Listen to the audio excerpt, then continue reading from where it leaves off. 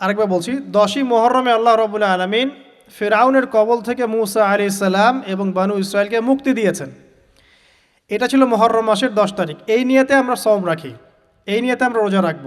এই দিনেই 10ই মুহররমে ইমাম হুসাইন রাদিয়াল্লাহু আনহু শাহাদাত ঘটে গেছে। এটা প্রায় 60 কি 62 হিজরি দিকে ঘটনা। কথা কি বুঝতে পারছেন? আমি বুঝাতে পারছি না। অনেক পরে এই দিনেই হুসাইন রাদিয়াল্লাহু আনহু শাহাদাতটা ঘটে গেছে। এই কারণে আমাদের মধ্যে একটা প্রচলন হয়ে গেছে যে হয়তোবা এই উদ্দেশ্যে এখানে রোজা রাখতে হয়। রাসূল সাল্লাল্লাহু আলাইহি ওয়াসাল্লামের ইন্তেকালের পর খলিফা হন আবু বকর সিদ্দিক রাদিয়াল্লাহু আনহু, তারপরে ওমর রাদিয়াল্লাহু আনহু, তারপরে উসমান রাদিয়াল্লাহু আনহু। এই উসমান রাদিয়াল্লাহু আনহুর এই সময় থেকে শেষের দিকে একটা সমস্যা সৃষ্টি হয়েছে। কি সমস্যা? উসমান রাদিয়াল্লাহু আনহুকে কিছু বিদ্রোহীরা হত্যা করেছিল। যিনি নবী সাল্লাল্লাহু আলাইহি ওয়াসাল্লামের জামাই, 2 জন মেয়েকে বিয়ে করেছেন, জিন্নুরাইন, তাকে হত্যা করেছে কিছু বিদ্রোহী। এরপরে খেলাফতের দায়িত্বে আসেন আলী রাদিয়াল্লাহু আনহু। কে আসেন? আলী রাদিয়াল্লাহু আনহু। আলী রাদিয়াল্লাহু আনহু দায়িত্ব নেন এই মক্কা মদিনা এই জায়গাটুকুর উপরে। তার হাতে সাহাবা একরাম বায়াত করেন। কিন্তু ওই দিক বলতে বোঝাচ্ছি সিরিয়া, শামের দিকে, সেদিকের গভর্নর ছিলেন মুয়াবিয়া রাদিয়াল্লাহু আনহু। কি নাম? মুয়াবিয়া রাদিয়াল্লাহু আনহু। তিনিও কিন্তু একজন বড় মাপের সাহাবী। ঠিক আছে? তো মুয়াবিয়া রাদিয়াল্লাহু আনহু সেখানে নিজে সেখানকার খেলাফতের দাবি করেন। আলী রাদিয়াল্লাহু আনহুর হাতে বায়াত তিনি করেননি। আলী রাদিয়াল্লাহু আনহুকে বারবার একটা বিষয়ের চাপ দেওয়া হচ্ছিল যে উসমান রাদিয়াল্লাহু আনহু শাহাদাতের আগে বিচার করতে হবে, হত্যাকারীর বিচার করতে হবে। তো এখানে একটা দ্বন্দ্ব, মানে একটা পলিটিক্যাল দ্বন্দ্ব সৃষ্টি হলো। ওইদিকে মুয়াবিয়া রাদিয়াল্লাহু আনহু তিনি খেলাফতের দাবিদার হয়ে উঠলেন, এদিকে সাহাবায়ে কেরাম সহ অনেকেই আলী রাদিয়াল্লাহু আনহুর কাছে বায়াত করলেন। তো এর ফলশ্রুতিতে দেখা যায় আলী রাদিয়াল্লাহু আনহু তার রাজধানীটাকে কুফায় নিয়ে যান, ইরাকের কুফায়। তো ইহুদিদের ইন্ধনের ফলে এক পর্যায়ে দেখা যায় যে আলী রাদিয়াল্লাহু আনহুর এক পক্ষ এবং একদিকে মুয়াবিয়া রাদিয়াল্লাহু আনহুর এক পক্ষ, তারা একটা মানে অনাকাঙ্ক্ষিত যুদ্ধের দিকে চলে যান। ঠিক আছে? এই যুদ্ধটাকে বলা হয় সিফফিনের যুদ্ধ। কিসের যুদ্ধ? সিফফিনের যুদ্ধ। এটা সংঘটিত হয়েছে 37 হিজরিতে। কত হিজরি? 37। এর আগের বছর আবার উটের যুদ্ধ হয়েছে, জাঙ্গে জামাল। তার পরের বছর এই সিফফিনের যুদ্ধ। সিফফিনের যুদ্ধে আলী রাদিয়াল্লাহু আনহু বিজয় লাভ করেই ফেলেছিলেন। এই সময় মুয়াবিয়া রাদিয়াল্লাহু আনহুর দলের মধ্যে আমর ইবনে আস রাদিয়াল্লাহু আনহু তিনি বলছেন যে কোরআন ফয়সালা করবে। কোরআন ফয়সালা করবে, এটাকে কেন্দ্র করে একটা তৃতীয় পক্ষ নির্ধারণ করা হয়, যেটাকে আমরা সালেস বলি। যে মুয়াবিয়া রাদিয়াল্লাহু আনহুর পক্ষে একজন, তার নাম আমর ইবনে আস রাদিয়াল্লাহু আনহু, এবং আলী রাদিয়াল্লাহু আনহুর পক্ষে একজন, তার নাম হচ্ছে আবু মুসা আশআরি রাদিয়াল্লাহু আনহু। তারা গিয়ে একটা তৃতীয় পক্ষ করে মীমাংসা করতে যাচ্ছেন যে আমরা কেউ যুদ্ধ চাই না, আমরা ভাই ভাই, আমরা সবাই মুসলিম উম্মার ঐক্যের খাতিরে এখানে একটা সলিউশনে আসব। তো সলিউশনে একটা আশা হচ্ছিল যে ঠিক আছে উভয়েই পদত্যাগ করবে, নতুন খলিফা নেওয়া হবে। ঠিক আছে? তো এরকম একটা কথা চলছিল। কিন্তু মুয়াবিয়া রাদিয়াল্লাহু আনহু তিনি তার যে মানে দাবি, এটা ছাড়তে চাচ্ছেন না। এইদিকে আলী রাদিয়াল্লাহু আনহু দলের মধ্যে কিছু মানুষ, প্রায় 12,000, তারা এই দল থেকে বের হয়ে গেল যে আমরা আলীকেও মানি না রাদিয়াল্লাহু আনহু, মুয়াবিয়াকেও মানি না রাদিয়াল্লাহু আনহু, এই আমর ইবনে আসকেও মানি না রাদিয়াল্লাহু আনহু, এবং এই আবু মুসা আশআরি তাকেও মানি না, আমরা কাউকেই মানি না। এবং এদেরকে বলা হয় খারেজি। কি বলা হয়? খারেজি। তারা এইখান থেকে দল থেকে বের হয়ে গেলেন। শুধু তাই না, তারা ফতোয়াও দিল যে আলী এবং মুয়াবিয়া এবং আমর ইবনে আস, আবু মুসা আশআরি সবাই কাফের। নাউজুবিল্লাহ। কারণ কি? কারণ হচ্ছে তারা আল্লাহর বিধান দ্বারা বিচার ফয়সালা করছে না, মানুষের মত তারা গ্রহণ করছে। মানে ওদের উদ্ভট যুক্তি আর কি। তারা আল্লাহর কিতাব দিয়ে ফয়সালা করছে না, বরং মানুষের রায় গ্রহণ করছে। এটা একটা খোরা যুক্তি ছিল।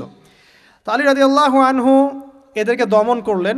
নহরওয়ান নামক জায়গায় তাদের সাথে যুদ্ধ হলো, এবং এই যুদ্ধে আলী রাদিয়াল্লাহু আনহু জয়লাভ করলেন। কিন্তু সিফফিনের যুদ্ধটা হয়ে গেল। এখন দেখেন দুইটা পক্ষ পাচ্ছেন আপনি এখানে, আলী রাদিয়াল্লাহু আনহু একটা পক্ষ, একটা কার? মুয়াবিয়া রাদিয়াল্লাহু আনহুর পক্ষ। এখন এই যে খারেজিরা বের হয়ে গেল, এখন তো দেখা যায় যে কিছু কিছু শব্দ বললে মানুষ খারেজি ট্যাগ দিয়ে দেয় না। দেখেন এই খারেজি আকিদার সাথে কিন্তু আসলে পলিটিক্যাল সমালোচনার কোনো সম্পর্ক নেই। পলিটিক্যাল দ্বন্দ্বের সাথে, পলিটিক্যাল সমালোচনার সাথে কিন্তু খারেজি বা খাওয়ারিজম মতবাদটা আসলে জড়িত না। এটা কার সাথে জড়িত? ওই যে একদিন বলেছিলাম, খারেজিরা মনে করে কবিরা গুনাহ করলে কোনো ব্যক্তি কী হয়ে যায়? কাফের হয়ে যায়। খারেজিদের আকিদা হচ্ছে কবিরা গুনাহ করলে কোনো ব্যক্তি কাফের হয়ে যায়। এই আকিদাটার নাম খারেজি আকিদা। এটা কি বাংলাদেশে মুসলিমরা লালন করে? কোনো আলেম, কোনো বক্তা, কোনো মুফাসসির, কোনো মুহাদ্দিস আপনাদেরকে বলছে কখনো এই দেশের মাটিতে যে কবিরা গুনাহ করেছে এরা এদেরকে মেরে ফেলো? বলেছে? কিন্তু আপনি কিছু হক কথা বললে আপনাকে ট্যাগটা খেতে হয়। তা আসলে এই যারা এই ধরনের মানে ওই যে বলেছে একদিন খারেজি ম্যানুফ্যাকচার্ড কোম্পানির সাথে সদস্য, এরা ভাঙাচোরা ইস্যু পেলেই কাউকে খারেজি ট্যাগ দিয়ে দেয়। আসলে মূল বিষয় এরা নিজেরাই খারিজ হয়ে যাচ্ছে দিন দিন, অন্যকে খারিজ করতে করতে নিজেরাই খারিজ হয়ে যাচ্ছে। এখানে দেখেন মুআবিয়া রাদিয়াল্লাহু আনহু এক পক্ষে, আলী রাদিয়াল্লাহু আনহু আরেক পক্ষে, ব্যাটেল, যুদ্ধ হয়ে গেল, সিফিনের যুদ্ধ হয়ে গেল, 3 দিন যুদ্ধ হয়েছে। ওই যুদ্ধে কি মানুষ মারা যায় নাই? মারা যায় নাই? মারা গেছে। তো আলী রাদিয়াল্লাহু আনহু তো বলেননি যে ওরা খারেজি। কারা খারেজি তাহলে? যারা এই যে 12,000 সৈন্যের মধ্য থেকে বের হয়ে গেল এবং সবাইকে কাফের ফতোয়া দিল যে আলীও কাফের, মুআবিয়া কাফের, আমর ইবনে আসও কাফের, নাউজুবিল্লাহ, আর এই যে আবু মুসা আশআরী তারাও কাফের। একটু বোঝেন। এরপর তারা যখন বের হয়ে গেল, আলী রাদিয়াল্লাহু আনহু তাদেরকে হত্যা করলেন, তাদের সাথে যুদ্ধ করলেন। কিন্তু এদের কিছু কিছু মানুষ বেঁচে ছিল। এরা একটা প্ল্যান করলো। কি প্ল্যান করলো? যে আমরা চোরাগুপ্তা হামলা চালিয়ে এই 4 জনের সবাইকে হত্যা করে ফেলবো। কথা বুঝতে পারছেন? 4 জন একই দিনে প্ল্যান করলো। রমজান মাসের 17 তারিখ। কত তারিখ? রমজান মাসের 17 তারিখ। ওইটা সম্ভবত 40 হিজরি। কত হিজরি? সিফিনের যুদ্ধ হচ্ছে 37 হিজরিতে, এটা হচ্ছে কত হিজরি? 40, 3 বছর পর। এরা প্ল্যান করলো এই 4 জনকে আমরা একদিনে উড়িয়ে দেবো, মেরে দেবো।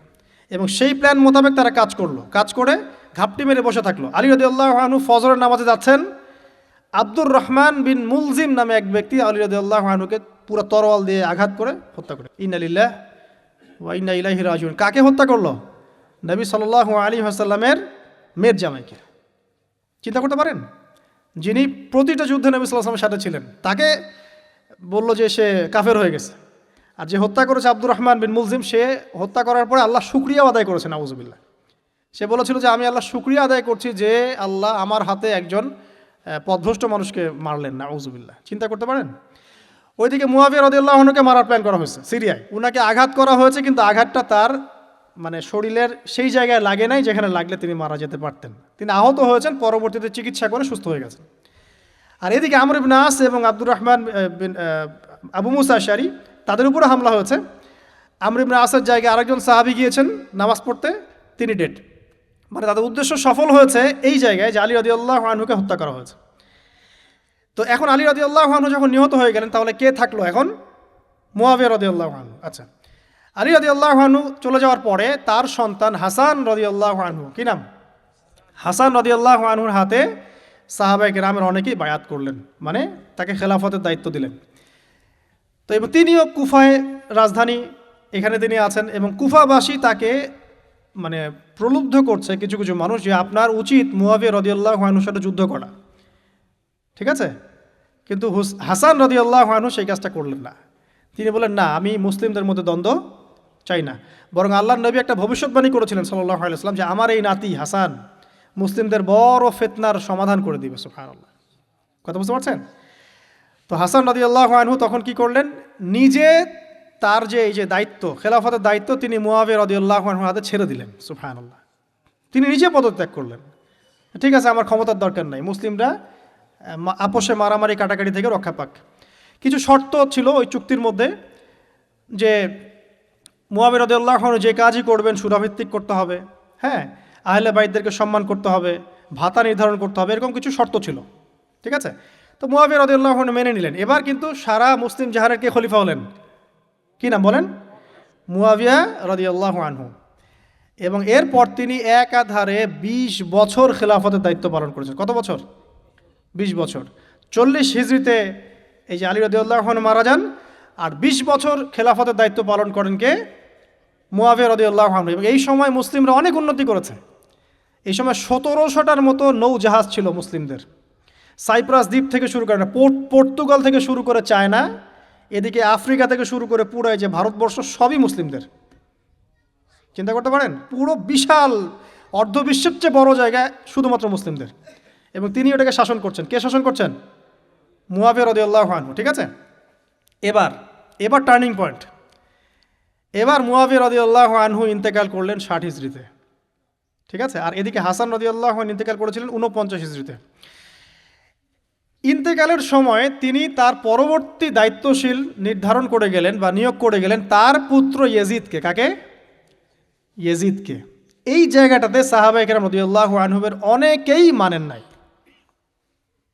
কারণ তখন তার চেয়েও যোগ্য মানুষ সমাজে ছিল।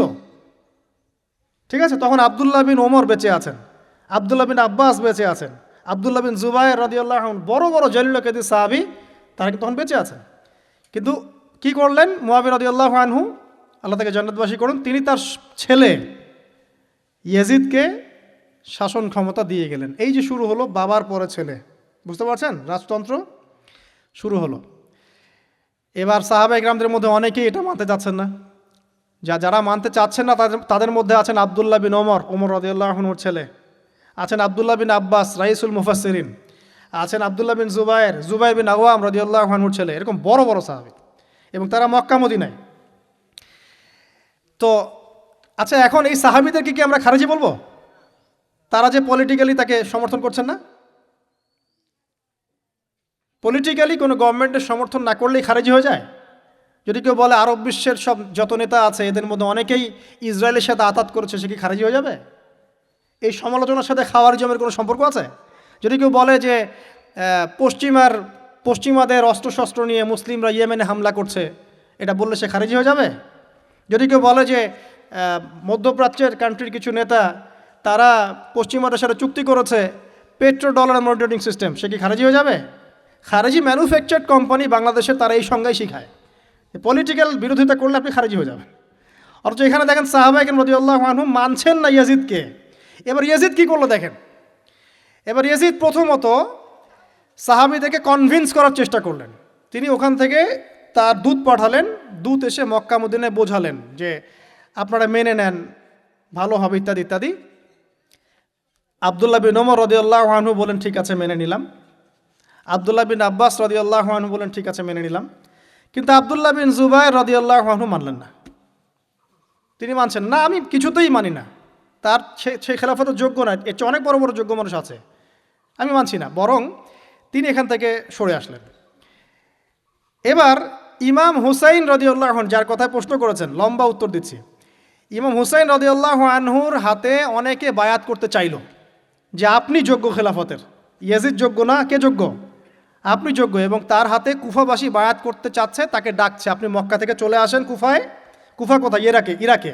আপনি মক্কা থেকে কুফায় চলে আসেন, আমরা আপনার হাতে বায়াত করব। এবার হুসাইন রাদিয়াল্লাহু আনহু সপরিবারে, তার পরিবার আহলে বাইত সবাই নবীর পরিবারের সদস্য, চিন্তা করেন, নবীর পরিবারের প্রায় 80 জন সদস্য। কতজন? তারা এই যে বের হলেন, যাচ্ছেন কোথায়? কুফায়। এবার ওই ইয়াজিদের নিয়োজিত যে গভর্নর ছিল ইরাকের কুফায়, তার নাম আব্দুল্লাহ বিন জিয়াদ। কি নাম? আব্দুল্লাহ বিন জিয়াদ। আব্দুল্লাহ বিন জিয়াদ সে একটা সেনাবাহিনী পাঠালো। সেনাবাহিনীতে সদস্য ছিল 4000। কতজন? 4000। এই 4000 সেনাবাহিনী নিয়ে আব্দুল্লাহ বিন জিয়াদের যে কমান্ডার, তার নাম সম্ভবত আমর বিন, প্রথমে আমের বা ওমর আছে, ওমর বিন সাদ এরকম কিছু একটা, সে আহলে বাইতদেরকে ঘিরে ফেলল। কাকে ঘিরে ফেলল? ইমাম হুসাইন রাদিয়াল্লাহু আনহু, তার ছোট ছোট বাচ্চা কাচ্চা, তার স্ত্রী সন্তান এবং আহলে বাইতের সদস্য যারা। আহলে বাইত মানে বোঝেন তো, নবীর পরিবারের সদস্য। এবার হুসাইন রাদিয়াল্লাহু আনহু যুদ্ধ চাচ্ছেন না, তিনি যুদ্ধ চাচ্ছেন না। তিনি বলছেন যে আমাকে 3টার যে কোনো একটা পথ বেছে নিতে দাও, আমি তোমাদের সাথে যুদ্ধ করতে চাই না। 1 নাম্বার, আমাকে সরাসরি ইয়াজিদের সাথে সাক্ষাৎ করতে দাও, আমি ওর সাথে কথা বলে সলভ করব, প্রবলেম কি। 2 নাম্বার, আমাকে পথ ছেড়ে দাও, আমি চলে যাই কোনো সীমান্তবর্তী এলাকায়, সেখানে কাফেরদের সাথে যুদ্ধ করব, জিহাদ করব, সেখানে মারা যাব, শহীদ হব। অথবা আমাকে নিরাপদে আমাকে মদিনায় ফেরত পাঠাও। তার 3টা যুক্তি কি যৌক্তিক ছিল না? তিনি কে? নবী সাল্লাল্লাহু আলাইহি ওয়াসাল্লামের নাতি, যাকে কোলে নিয়ে নবী সাল্লাল্লাহু আলাইহি ওয়াসাল্লাম অনেক সময় খুতবা দিয়েছেন, নামাজ পড়েছেন, চুমু খেয়েছেন। ফাতিমা রাদিয়াল্লাহু আনহার নয়নমণি, চিন্তা করতে পারেন, এবং যিনি জান্নাতের যুবকদের সর্দার হবেন। কিন্তু এই যে আব্দুল্লাহ বিন জিয়াদের যে সেনাবাহিনী, হুসাইন রাদিয়াল্লাহু আনহুর আর্তনাদ শুনল না। 4000 সৈন্য মিলে 80 জনকে কেটে টুকরা টুকরা করে ফেলেছে। একজন শুধু বেঁচে ছিল, তার নাম জয়নুল আবেদিন। কি নাম? জয়নুল আবেদিন। তিনি একজন বেঁচে ছিলেন, বাকি সবাইকে হত্যা করা হয়েছে। 79 জন আহলে বাইতের সদস্যকে হত্যা করা হয়েছে। খারেজি ম্যানুফ্যাকচার কোম্পানি কিন্তু এদেরকে খারেজি বলছে না, যারা হুসেন রাদিয়াল্লাহু আনহুকে হত্যা করেছে। আপনি মিডল ইস্টের সমালোচনা করলে খারিজি হয়ে যাবে, ওদের শেকড়টা চিনেন এখনো। অথচ ওরাই কিন্তু ব্রিটেনের সাথে হাত মিলিয়ে তুর্কিদের বিরুদ্ধে বিদ্রোহ করে ক্ষমতা দখল করেছে, জানেন? 1916 সালে 1916 এরাই ব্রিটেনের সাথে হাত মিলিয়ে তুর্কিদের, অটোম্যানদের বিরুদ্ধে বিদ্রোহ করে, সশস্ত্র বিদ্রোহ করে ক্ষমতা দখল করেছে। ওরা খারাজি হয়ে যায়নি। পড়লে জানবেন সত্য কী জিনিস। এবার আসেন মূল পয়েন্টে আসি। এবার যে হত্যা করেছে ইমাম হুসাইন রাদিয়াল্লাহু আনহুকে, সে বর্ষার আগা পর্যন্ত, বর্ষার মাথায় হুসাইন রাদিয়াল্লাহু আনহুর মস্তক উঠিয়ে ধরে এটাকে নিয়ে ইয়েজিদের কাছে গিয়েছেন। আউযুবিল্লাহ। চিন্তা করতে পারেন? ইয়েজিদ যদিও বা এটার আদেশ কিন্তু করে নাই, সে ওই মস্তক দেখে আটকে উঠেছিল। এটা তুমি কি করছো? আমি তো এটা করতে তোমাকে বলি নাই, কিন্তু ওবায়দুল্লাহ বিন জিয়াদ এই কাজটা করেছে। এখানে আমরা ইয়েজিদকে নিষ্পাপ বলতে পারি না, বিকজ একজন শাসকের আন্ডারে যখন কোনো ক্রাইম হবে, এর একটা দায়ভার তো তার উপর পড়বেই। যদি এটা মেনে নেই যে সেখানে টেকনোলজি ছিল না, অনেক দূরের পথ, খবর পাওয়া যায় নাই, সেটা অন্য ইস্যু হতে পারে। কিন্তু পরের ঘটনাগুলো আমাদেরকে অন্যদিকে নিয়ে যাবে। মনে রাখেন, এই ঘটনাটা হৃদয় বিদারক। এটা হচ্ছে এই 10ই মুহররমের একটা হৃদয় বিদারক ঘটনা। এটা ঘটেছে কত সালে? 62 হিজরিতে। কত হিজরিতে? 62 হিজরিতে, 62 বা 61 আর কি। তো দেখেন, নবী সাল্লাল্লাহু আলাইহি ওয়াসাল্লামের ইন্তেকালের 50 বছর পরে এই কারবালার ঘটনা, এই ঘটনাটা কাকতালীয়ভাবে 10ই মুহররমে ঘটে গেছে। তা আমরা মনে করি যে এটার স্মরণে আমরা আজকের সওম রাখি, আসলে এটার স্মরণে নয়, ওই নাজাতে মুসার স্মরণে রাখতে হবে। ঠিক আছে? তো আমরা পলিটিক্যালি এই ঘটনাগুলো সমালোচনা করতে পারি। হুসেন রাদিয়াল্লাহু আনহুর হত্যাকাণ্ড কোনো সাধারণ ঘটনা ছিল না। হাররার যুদ্ধ কোনো সাধারণ ঘটনা ছিল না। আব্দুল্লাহ বিন জুবাইর রাদিয়াল্লাহু আনহুকে মক্কায় আক্রমণ করা কোনো সাধারণ ঘটনা ছিল না। এরপরে আব্দুল মালিক বিন মারওয়ান যখন ক্ষমতায় আসেন, তার প্রায় 10 বছরের পরেই, তখন হাজ্জাজ বিন ইউসুফের নেতৃত্বে আবারও এই মক্কায় হামলা হয়েছে। এর নাম শুনেছেন? হাজ্জাজ বিন ইউসুফ। এবার এই হামলাতে আব্দুল্লাহ বিন জুবাইর রাদিয়াল্লাহু আনহু এবং তার অনুসারীদেরকে সবাইকে শহীদ করা হয়েছে। হাজ্জাজ বিন ইউসুফের প্রতিরোধ করার সময় আব্দুল্লাহ বিন জুবাইর এবং তার সাহাবাই, তার সঙ্গী সাথী, তার কি খারেজি ছিলেন? আব্দুল্লাহ বিন জুবাইর রাদিয়াল্লাহু আনহুকে হত্যা করে রৌদ্রের মধ্যে তার লাশটা ঝুলিয়ে রাখা হয়েছে। আব্দুল্লাহ বিন জুবাইর কি আপনাকে বলি? আব্দুল্লাহ বিন জুবাইর রাদিয়াল্লাহু আনহু জুবাইর বিন আওয়াম রাদিয়াল্লাহু আনহুর ছেলে। জুবাইর বিন আওয়াম কি আপনাকে বলি? জুবাইর বিন আওয়াম হচ্ছেন জান্নাতের 10 জন সার্টিফিকেট প্রাপ্ত সাহাবীর একজন। আব্দুল্লাহ বিন জুবাইর আসমা বিনতে আবু বকর রাদিয়াল্লাহু আনহুর সন্তান। আসমা বিনতে আবু বকর কি আপনাকে জানাই? আসমা বিনতে আবু বকর হচ্ছেন আবু বকর সিদ্দিক রাদিয়াল্লাহু আনহুর মেয়ে। জুবাইর বিন আওয়াম এবং আসমা বিন আবু বকর রাদিয়াল্লাহু আনহু, তাদের সন্তান হচ্ছেন আব্দুল্লাহ বিন জুবাইর রাদিয়াল্লাহু আনহু, যাকে এভাবে হাজ্জাজ বিন ইউসুফের সময় হত্যা করা হয়েছে মক্কায়।